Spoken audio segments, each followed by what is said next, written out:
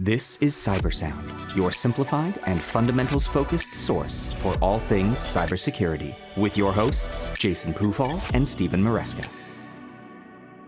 Welcome to CyberSound. I'm your host, Jason Pufall, joined today, as always, by Matt Fisaro and Steve Maresca. Hey, everyone.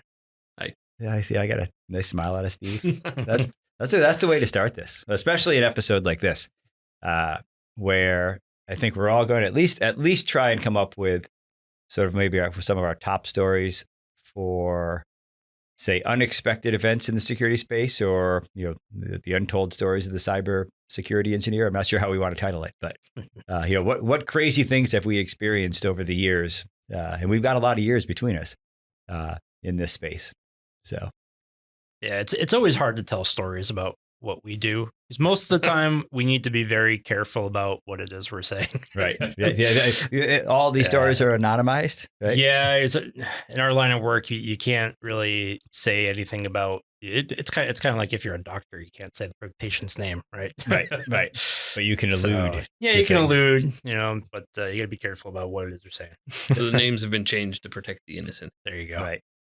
No names, to be very clear. Mm-hmm. So, yeah, I don't know if they're not all crazy. So it's not like it's every one of these is pure mayhem necessarily, but because as we were talking through it, I was trying to think of one of my favorite ones, and I think it wasn't, hey, what major systems did I take down in the past, which certainly happened, right? Or what hardware did I buy that just didn't work out as expected and had all kinds of problems. It really wasn't one of those. It was really more, I guess, in looking back at it in hindsight.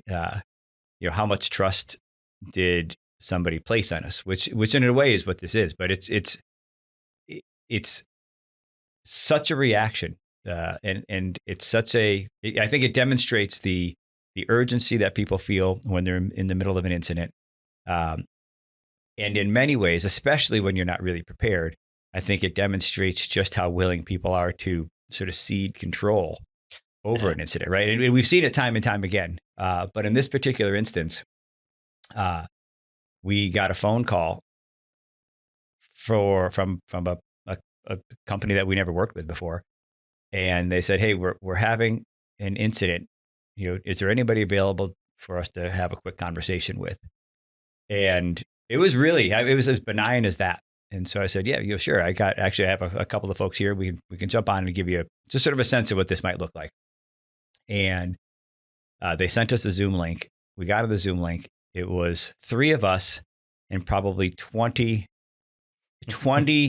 engineers, system engineers, security engineers, straight up through the CIO of the organization on a call, actively containing. All with their hair on fire. All of them. I mean, you just got plopped straight in the middle of a boardroom, basically. Everybody working on this incident. It was mayhem. And you don't know any of them. Yep. And all of a sudden, you're just in there, right? Yeah. And in Zoom in particular, right? You're there. Right. Yep. There's no sales cycle. Zero. Not only is there no sales cycle. And that's usually the case here. Yeah. I mean, to give people context for that, if we're just doing a normal project, it can be 3 months easily of sort of discussions and laying out a project and scoping, right? And in this case, I truly joined thinking, I'm just going to give them a quick idea of what incident response looked like. And we couldn't have been there 15 seconds before they're basically like, tell us what to do. And so we kind of went through the normal, because the reality is, right, there's a bit of a formula to incident response, right? So we kind of went through a little bit of the, have you protected your backups, right? Have you done a couple of things that we'd say you do early on in the incident? And pretty much the answers were largely no. And so we got them. And then it was probably 10 minutes. And I said, well, what do you expect the next steps here from us? And the response was, we thought you were already running the incident. So there was nothing. And so the interesting part was, and I think the part that I was proud of, frankly, was, we really engaged in a manner that sort of demonstrated, I think, expertise and competence. And they felt comfortable, but it also just showed just the level of panic that pretty large institution would simply say, here's these 3 people that we randomly were able to get and throw into a call. We're just going to trust them, and we're going to do what they tell us. And I think that incident went on for at least a good few weeks. It was pretty large. They had been working on it, I think, for at least a week or two before they called us and kind of realized they had gotten nowhere. And I've never been in a situation quite like that. I've been brought into emergencies before where maybe you have a passing familiarity with a client, but never one where you just jumped in totally cold, and that was it. Instant rapport. Yeah, I think a lot of times we'll get pulled into an incident, and they're willing to take their life raft from anyone who's throwing one. So yeah, because they, like you said, they were working on it for a week and a half or so, or something like that.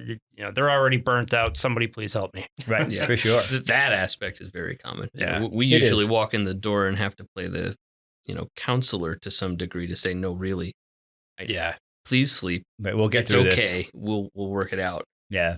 So I mean, that was I've had my share of big issues that I've caused. I'd say this is what was a nice one where at least I feel like we rolled in and solved the problem. But never have I simply been just sort of cold called directly into an incident, especially like that where there was no preamble, right? There was no date ahead of time. There was no, hey, let's have a quick conversation with the CIO to make sure we have some idea what we're doing. It was just, you're in a meeting room.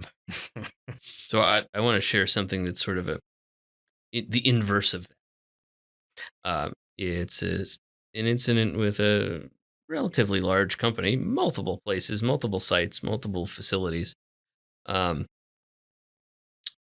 Nice first couple of calls, just slight warm up into an incident, not quite I remember this one. Full bore. And it's the end of the week. Incidents always arrive on Fridays, just we're clear. Friday, 4:30, 5 p.m., something like that. So let's back that up a little bit. Incidents don't arrive on Fridays. Okay. They get worked by a company through an entire work week, and then they realize on Friday they can't possibly resolve it. Yep. Right? Fair. In this case, that's exactly what happened. We were called in by someone on the engineering team. Things seem to be going okay. We indicate what type of access we need, the type of tools that we're about to deploy, that sort of thing. So it's like Friday at 8:00 at night. We confirm we have access through VPN or whatever they happen to have available, and we never hear from that person again. At all. Literally. Yeah. No documentation. Just thrown to the wolves, and we're very good at that. To be very clear, we have our own tool set to collect information quickly and learn an environment. But we never talk to that guy again, and that's a real problem. At least in the incident that Jason's referring to, there were staff and there was support. No doubt. Domain expertise, institutional knowledge. That's not often the case, and it's quite challenging, but we made it through, recovered just fine at the end of the day. But boy, it can be quite a challenge. Yeah, it's tough when that. I mean, I had one very similar situation, and the guy was fired, I think, 2 days into it, and we had no passwords, no documentation, kind of like your situation there. It's very, very difficult. And the business always seems to expect the same type of outcome. I was just going to say that, right? The expectations don't change. Hey, are you guys done yet? No, I don't even know where I am right now. But okay. And by the way, I now need you to authorize us to break into these systems. Are you okay with that? Yeah. So there is a lot of that when an IT person leaves, or if they're the only one there, you're now contracted to hack into systems and. Yeah, it's an awkward situation to be in, and they always suspect the IT guy of being an insider that did the deed, which is that's always tough to deal with. Let's be clear, we've had those. Yep. In actual truth, but it's never the IT guy. It's just the first thought of people who don't like the way their ticket was handled previously. Yep. Yeah, exactly. That's unfortunate. So it's when we were talking about some of the stories we wanted to tell, and you brought that scenario up, I didn't remember till just now, and now I absolutely remember exactly that, having to break into systems because we couldn't get the usernames and passwords we needed because of the unfriendly or adversarial relationship. Like, that was brutal. Yeah, and the type of business they were doing there too was not a insignificant one. Right. They had a lot. there was a lot of money being transferred hands that needed to happen, and nothing could go on there until all this stuff was fixed. Right. Yeah, that wasn't the scenario where you feel like, what do we often say? No lives were at stake. I think in that one, potentially that was the case. Yeah, exactly. So it was, unfortunately. right. But they ended up okay. But yeah, those are always a fun week and a half, 2 weeks of not knowing what the heck's going on. So I think we probably, though, so we just did two sort of semi-incident response related things. In neither case did Steve or I actually break anything. I'm really looking forward to your story, I think, because yours actually is a fun one. Yeah, for those of you that don't know, I have a very long history of doing some infrastructure deployment. My stories range anywhere from me taking down movies for the entire country to me working with a guy that is so notoriously clumsy that some people don't even want to work with him on projects. I've had him trip over power cables before in the middle of deployments. That's always fun when you take down systems like that. My worst one was the movie times. I had gone into a facility that does a lot of that stuff. They give things out to aggregators. This was, I want to say, almost 10 years ago now. But all of their servers were in a rack in a data center. That one side of it had your standard 120 volt power strip, and the other one was a 240 volt power strip.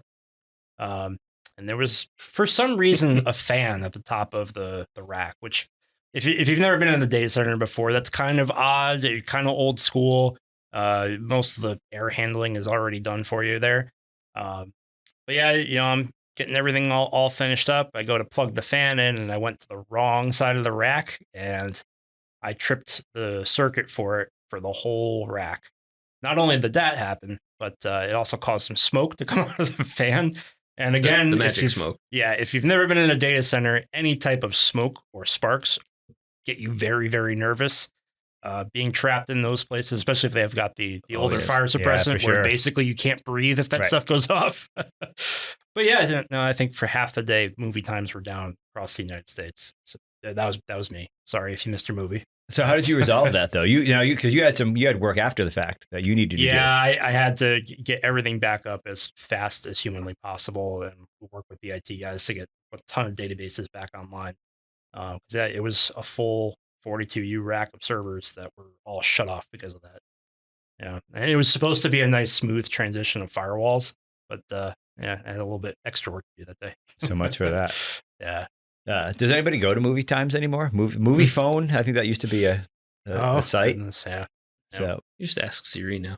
Yeah, I don't even know. Does anybody go to the movies? Right? It's funny. I brought my daughters to the movie for the first time, and I actually had trouble trying to find where the movie times for the movie we're going to see. Yeah, they're listed in weird spots now. Sometimes Google has it. Sometimes it's wrong. It's punishment for the past. Yeah, it must be. It is. It's punishment for the past. Yeah. Any other good stories anybody wants to share? I have one that I don't know if I should share. One of the very first incidents I ever worked, this is a very long time ago, was something that has garnered me a bit of a reputation. I'm the guy who always says, "Don't forget your printers" when talking about fragile devices or vulnerable devices, and there's a reason for it. In the early 2000s, bandwidth was in short supply when used by a lot of people who were interested in streaming movies or illicitly downloading movies, you name it. So you pay attention to systems that are consuming a lot of data or show flows that are to and fro in excess of the norm. There's a printer doing a lot of traffic. Now, printers aren't, of course, supposed to do that. Maybe if they're scanning, right? Maybe they have big documents. No, this was hundreds of gigabytes of data coming out of a printer. And for those who are unaware, printers are often bristling with services that don't really seem to belong on a printer, like FTP servers, file shares. This was a scenario where some material that should not be discussed in polite company was located on a printer that was serving it to the rest of the world and greedily being downloaded at that. They're good for that for a while. So let's call it a foundational incident for me that has made me always say, well, hold on. Don't forget your printers. Because they're always 8 to 10 years out of date or something obscene. Yeah, it's funny how those types of things kind of, like you said, they root you in paying attention to certain things a little bit more than you usually would.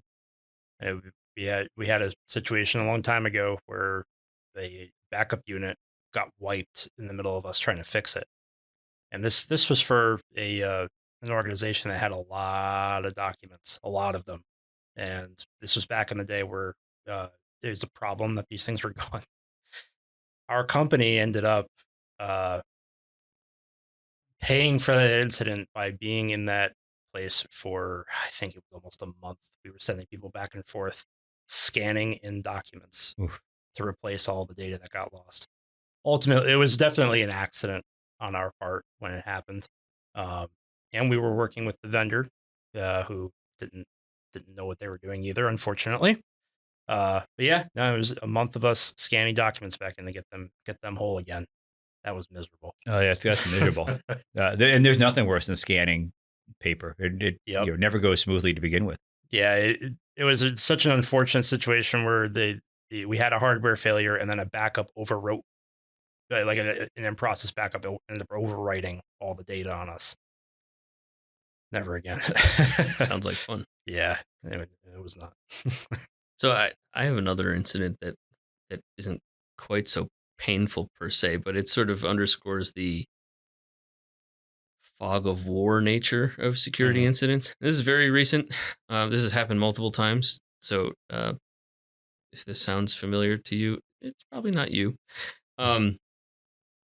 Mid-incident, when everyone's still very, very sensitive to user-driven reports, hey, my system's behaving oddly, or my email, I can't access it, that sort of thing. People are on edge. Suddenly there's a large influx of reports about suspicious emails. And, by sheer coincidence, the phase of this incident was focused at that time in terms of restoring email infrastructure. Yep. Turned out that there was a previously scheduled, planned, fully authorized phishing campaign for security awareness that, happened to be scheduled at that time.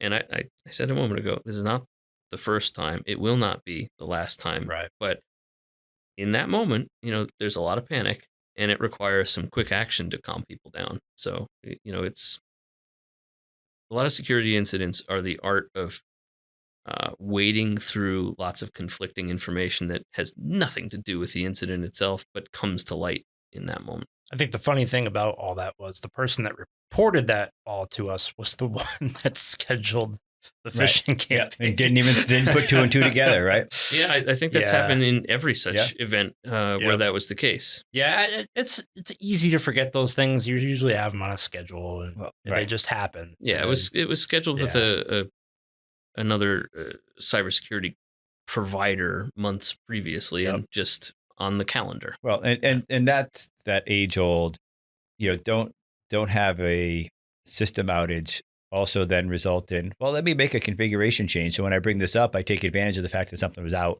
So it comes up with a fresh config. Yeah. How many times have we seen that, right? Oh, there's a power outage. I'm going to make this change because I finally have this opportunity. Of course, things never come up the way they're supposed to when you're done. Right. But it seems like a great idea from the start. Yeah, at the time. Yeah.